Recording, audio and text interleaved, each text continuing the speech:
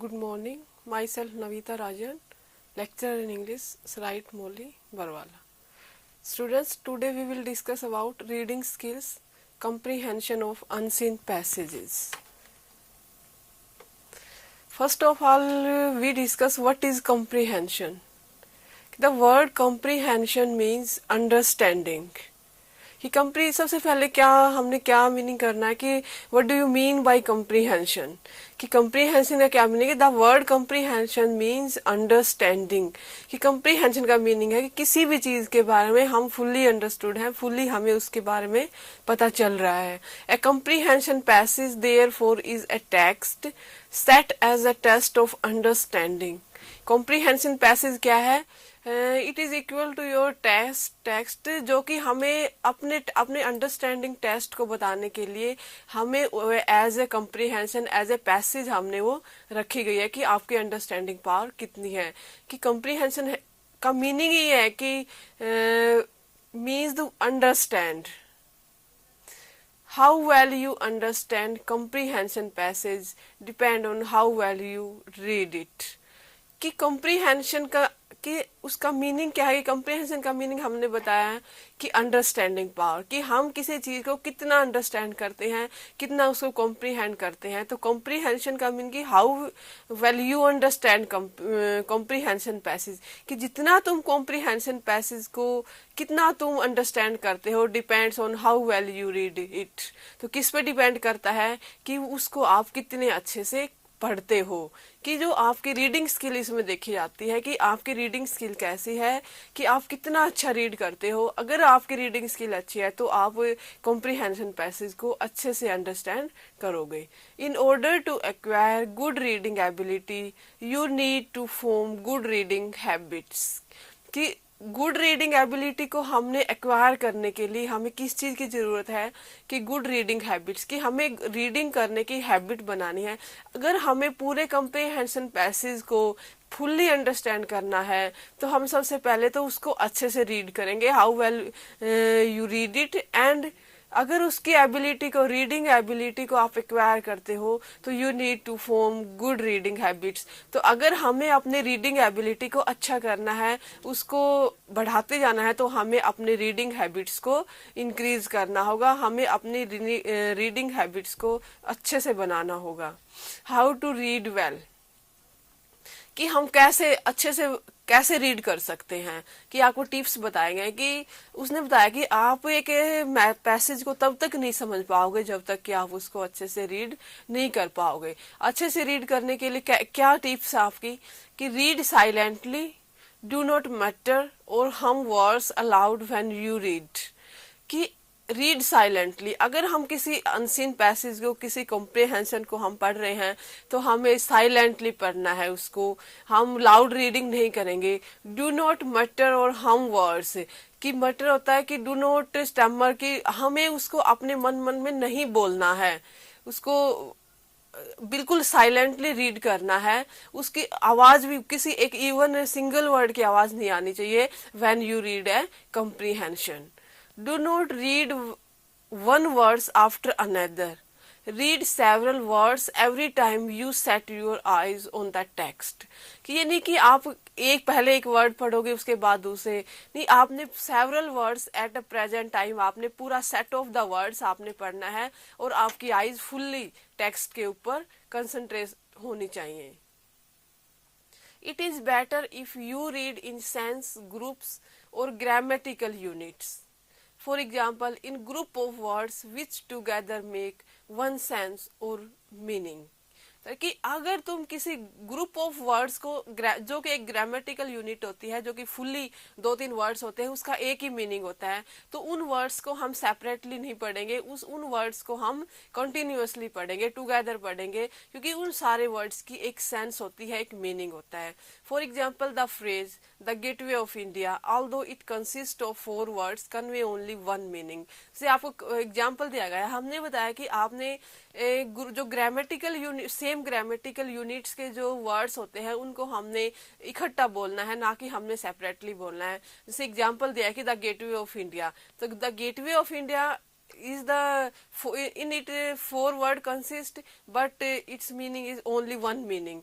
तो हमने इसको द गेटवे ऑफ इंडिया ऐसे नहीं बोलना है, हमने इसको पूरा टुगेदर बोलना है, the gateway of India.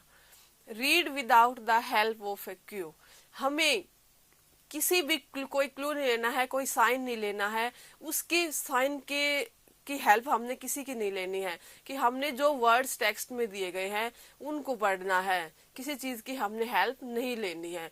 Moving A pen और पेंसिल और the index finger along the text will only slow down your reading and so will your moving the head from one side to the text to the other.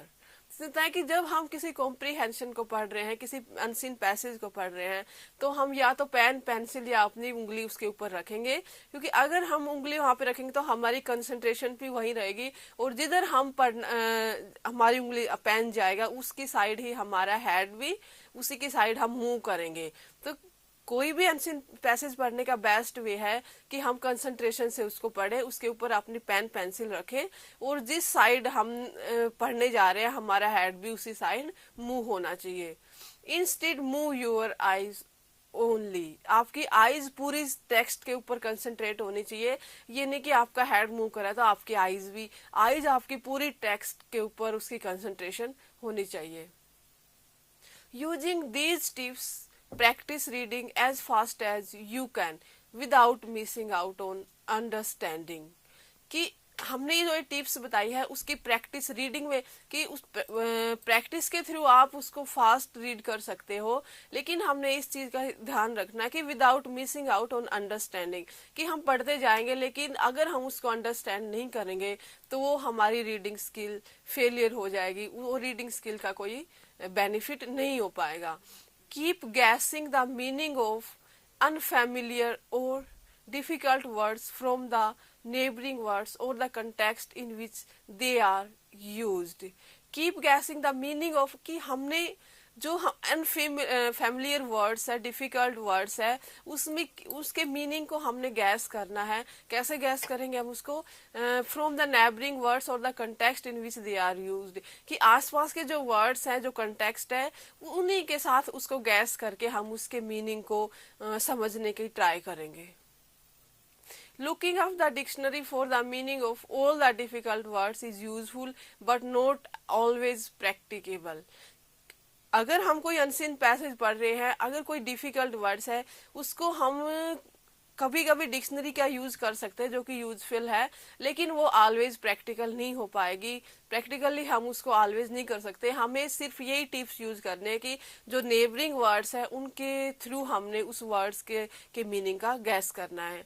You may require to change the form of a word और words, a phrase and the structure or grammar of the answer such that, कि तुम्हें क्या कि you may require to change the form of a word और words, कि हमें हमारी इतनी एबिलिटी होनी चाहिए कि उस वर्ड्स कि जो जो उस वर्ड्स की रिक्वायरमेंट है उस सेंटेंस को हम चेंज कर सकते हैं, उसके फ्रेज को, उसके स्ट्रक्चर को फुल्ली ग्रामेटिकली जो कि करेक्ट होना चाहिए, हमें वैसी एबिलिटी होनी चाहिए. It suits the grammar of the question statement और a blank in the given passage. ये कैसे बेनिफिशियल होगा? अगर हम किसी वर्ड्स को दूसरे वर्ड्स की फॉर्म में हम चेंज कर पाएंगे, फ्रेज को, स्ट्रक्चर को, ग्रामेटिकली जो कि करेक्ट है उसको चेंज करेंगे, तो वो हमें हमारे लिए कैसे बेनिफिशियल होंगी कि it help us to give the answer of the question, statements and blank spaces of the passage.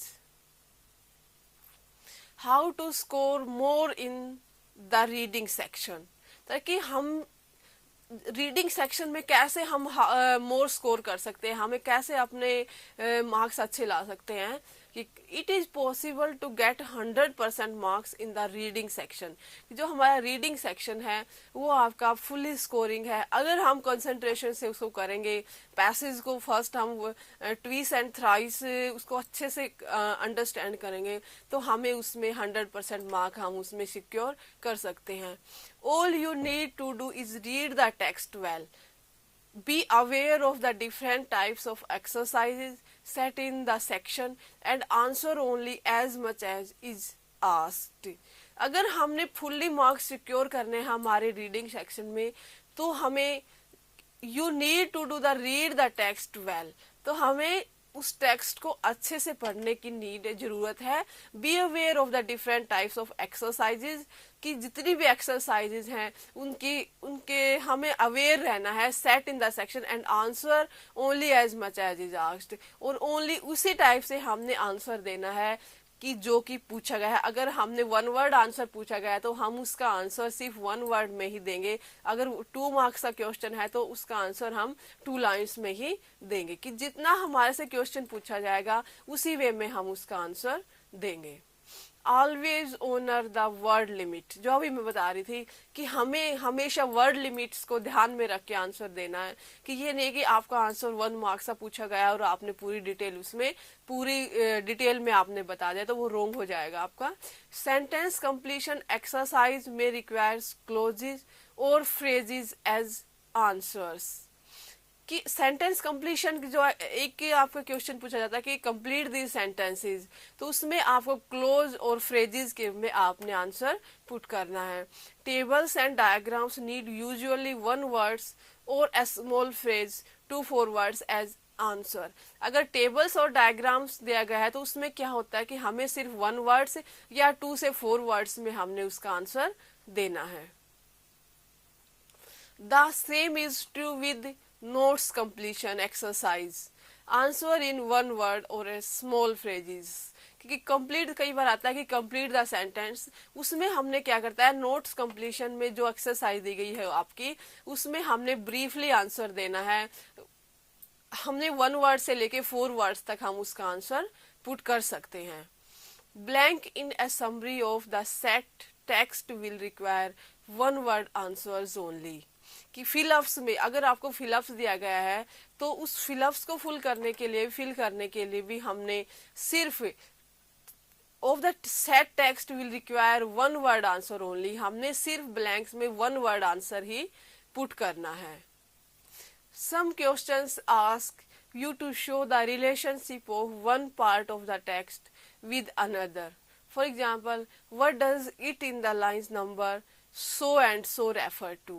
कई बार क्या होता है कि कुछ क्वेश्चन आपको उसके रिलेशनशिप के बारे में पूछे जाते हैं कि टेक्स्ट का ये पार्ट किसके लिए यूज किया है हमने और क्यों यूज किया है, कि ये चीज है क्या। जैसे आपने पूछा है कि कई बार क्वेश्चन में पूछा जाता है कि what do you mean by it and for it refers to, तो हमें क्या बताना है कि वर्ड कि इट किसके लिए क्यों यूज किया गया है और इट हमने किसके लिए यूज किया है। तो हमने जो इस क्वेश्चंस पूछे जाते हैं उसमें हमने उसका पूरा रेफरेंस बताना कि इट का क्या यूज है और हमने इट को किसके लिए यूज किया, किसको ये रेफर कर रहा है।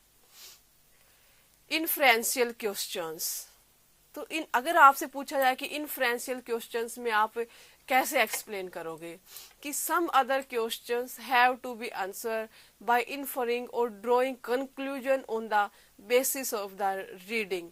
इनफ्रेंशियल क्वेश्चंस क्या होते हैं कि एट द लास्ट हमें उसकी उस पूरे जो आपसे कॉम्प्रिहेंशन दिया गया है उसमें आके पूरे को कंक्लूजन पूछ लेते हैं, उसकी पूरे की समरी ब्रीफली समरी पूछ लेते हैं, उसका टाइटल पूछ लेते हैं। That is called our inferential questions. तो इनफ्रेंशियल क्वेश्चन से हमने क्या करना है कि पूरे उस पैराग्राफ के ऊपर पूरे अनसीन पैसेज को अच्छे से रीड करने के ऊपर लास्ट में हमने कंक्लूजन देना है, और इसको हम फुल्ली तभी अंडरस्टैंड कर पाएंगे जब हमने ट्वाइस और थ्राइस टाइम हमने उस पैराग्राफ को अच्छे से रीड किया है और उसको अंडरस्टैंड किया है। Called inferential questions, such questions normally test your overall understanding of a reading test. क्या कि called inferential question, such question normally test your overall understanding. जो इन्फ्रेंशियल क्वेश्चन मैंने अभी बताया कि इन्फ्रेंशियल क्वेश्चन में क्या होता है, आपको पूरे पैसेज की समरी देनी होती है, उसका कंक्लूजन देना होता है। तो वो नॉर्मली आप कभी आपका क्या इसका इन्फ्रेंशियल क्वेश्चन का मीनिंग क्या कि वो to test your overall knowledge, कि आपकी ओवरऑल नॉलेज को टेस्ट करना चाह रहा है कि इस पैराग्राफ में, इस अनसीन पैसेज में आपने कितना अंडरस्टैंड किया, और अगर आपको पैराग्राफ अच्छे से आपने रीड किया है, उसको अंडरस्टैंड किया है, तभी आप इन क्वेश्चंस का आंसर पुट कर पाओगे, इनका आंसर दे पाओगे। कि जब हमने फुल्ली उस टेक्स्ट को रीड किया है और अंडरस्टैंड किया है, तो आप अच्छे से इन्फ्लुएंशियल क्वेश्चन का पुट कर पाओगे। नेक्स्ट है word attack. An essential part of the reading section is the question on vocabulary testing. Word attack क्या है कि आपको different words दिए गए होंगे and write down the synonym of these words and write down the antonym of these words. That is the word attacks. कि ये जो एसेंशियल पार्ट है रीडिंग सेक्शन का, इसमें क्या होता है, आपकी वोकैबुलरी टेस्टिंग होती है कि आपको जो वोकैबुलरी, जो इन पैराग्राफ में वर्ड्स यूज किए गए हैं, आपको कितने आप उसको अंडरस्टैंड कर पाए हो, कितनों का आपको उसका मीनिंग पता है। Technically known as word attack question, it test how well you know the meaning of some of the difficult words, in other words how rich is your vocabulary. Sorry. Technically अगर हम जानना चाहें तो word attack questions क्या होते हैं, वो हमें ये जानते हैं कि कैसे कि आपने उसको लेसन टेक्स्ट को रीड किया, जो डिफिकल्ट वर्ड्स है कि उसमें कितने इतने वर्ड्स हैं जिनको आपको सही में आपको उसके मीनिंग का पता है, and how rich is your vocabulary, और आपकी वोकैबुलरी कितनी सही है, कितना आपको वर्ड्स मीनिंग का पता है, वर्ड्स के एंटोनिम्स का पता है, सिनोनिम्स का पता है। तो वर्ड अटैक्स हम तभी अंडरस्टैंड कर पाएंगे जब हमारी वोकैबुलरी अच्छी होगी। The ultimate secret of getting maximum marks, कि हम आपको बता रहे हैं कि आपको रीडिंग सेक्शन में आपको how we secure maximum marks in the reading section. A smart way to score more in the reading section is to read the questions first. This way you get to know what and where to look for the answer in a given text. A smart way क्या कि अगर हमने how we secure maximum marks in the reading section, सबसे पहले बताया है आपको कि सबसे पहले आपने जो आपके क्वेश्चंस दिए गए हैं उसको आपने अच्छे से रीड करना है, उनको एक बार पढ़ो फिर दोबारा उसको रीड करो। This way you get to know what and where to look for the answer in the given text. इससे आपको पता चलेगा कि हम कहाँ पे और क्या देखें इस टेक्स्ट में, जहां हमें इस क्वेश्चंस का मीनिंग पता चले, क्वेश्चंस का आंसर पता चले। Brilliant students manage their time so well that they not only have enough time to comprehend the text well, but also sufficient time to first write rough answer in pencil, check their validity, revise them if need be, and then fare them out in ink. कि जो brilliant students क्या है कि हम सभी students को क्या करना चाहिए कि first of all we manage our time, कि हमने अगर टाइम देखना है कि अगर हमारे पास टाइम कम है तो हमने क्या करना है कि उस टेक्स्ट को पढ़ो, लेकिन टेक्स्ट पढ़ने में आप थोड़ा सा कम टाइम लगाओ, लेकिन क्या है जो आप क्वेश्चंस के आंसर दो फर्स्ट रफली उसको लिखो, उनमें आप सफिशिएंट टाइम लगाओ। फर्स्ट रफली उसको पेंसिल से लिखो, देन चेक इट, फिर उसको चेक करो कि क्या सही में इसके आंसर ये हैं, आप टेक्स्ट से उसको कंपेयर करो, फिर उसको revise them if you need be, कि अगर फिर उसको रिवाइज करो, अगर आपको जरूरत लगती है कि हाँ इसमें कुछ रोंग है, कुछ हमने कुछ फॉर्मेटिंग करनी है, तो आपको फिर से उसको रिवाइज करो, and then fair them out in ink, और फिर हमने फेयरली अपने क्वेश्चन पेपर में आंसर शीट में आपको लिख देने की। आपको कहने का है कि आपने अपने टाइम मैनेजमेंट के अकॉर्डिंग रीडिंग सेक्शन को करना है। स्टेप्स फॉर कंप्लीट कॉम्प्रिहेंशंस, आपको बता रहे हैं कि हम अपने कॉम्प्रिहेंशन रीडिंग जो सेक्शन है कैसे उसको हम कंप्लीट करेंगे। Skim once as rapidly as possible to determine the main idea before you look at the questions. Don't worry about words you don't know at this stage.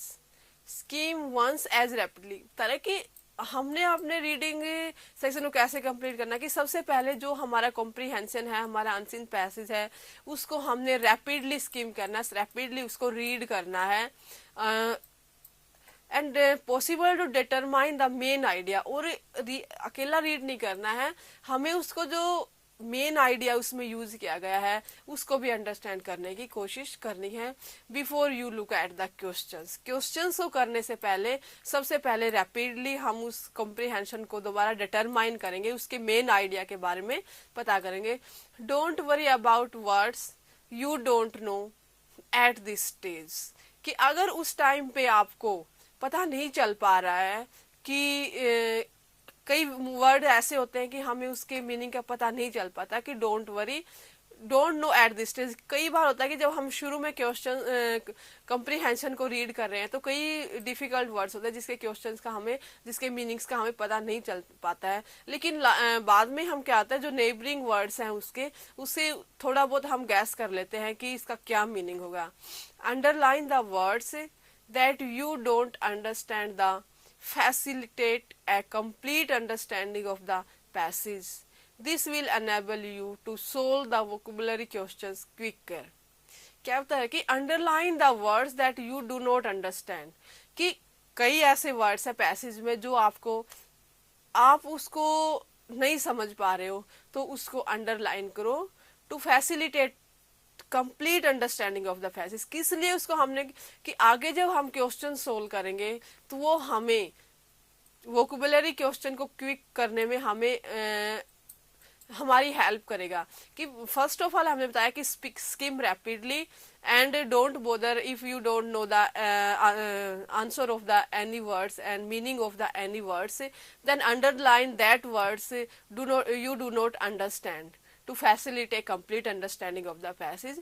This will enable you to solve the vocabulary question quicker. Look through questions carefully. You are advised to keep to the order in which the question appear in the test paper. Read intensively the portion relevant to the answer. Look through questions carefully. अब बता रहा है कि हम आपको बता रहे कि how to we solve this reading comprehension, कि लुक थ्रू क्वेश्चन केयरफुली। सबसे पहले हमने क्वेश्चंस को केयरफुली उसको देखना है। And you are advise to keep in order in which the question appear in the test paper. और ये एडवाइस दी जाती है कि सबसे हम अपनी फुल्ली कोशिश पूरा ट्राई करें कि हमने जो ऑर्डर वाइज जो क्वेश्चन दिए गए हैं हम भी अपने आंसर शीट में ऑर्डर वाइज उन क्वेश्चंस को सोल्व करें, उनको पुट